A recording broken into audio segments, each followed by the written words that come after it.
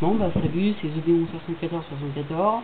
Alors je vais vous faire le deuxième tuto pour comment réparer sa fourche district V2. Alors comme matériel vous allez avoir besoin de mouchoirs en papier, d'un marteau, d'un burin ou d'un tournevis plat, de préférence pas en plastique pour pas le casser, et de la colle Patex résiste à tout, voilà comme ça, vous voyez l'emballage, ça ressemble à ça, bon, ça va couper.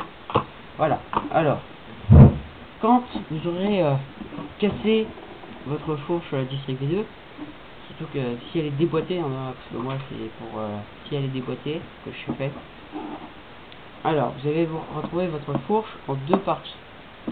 Alors je vais vous montrer un exemple avec ma truquette, mais déjà réparée, alors c'est un peu bête, hein, vous allez me dire.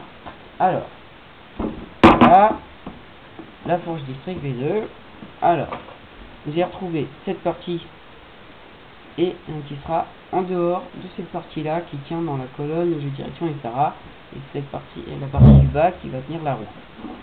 Alors, pour la réparer, ce que vous allez faire, c'est que vous allez voir, il y a un petit cylindre, qui tient la fourche, qui va dépasser. Alors ça, vous en aurez besoin, essayez de ne pas casser, hein. Et surtout, ne pas perdre, de préférence, le petit cylindre gris en fer qui est là, qui sera sûrement sorti un peu comme là, parce que moi c'est réparé, ça tient.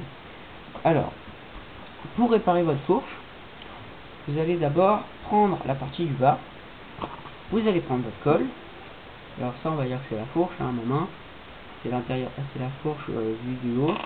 Alors vous allez prendre votre colle, vous allez en mettre tout à l'intérieur, il y a un petit rebord, vous le mettez aussi là-dessus.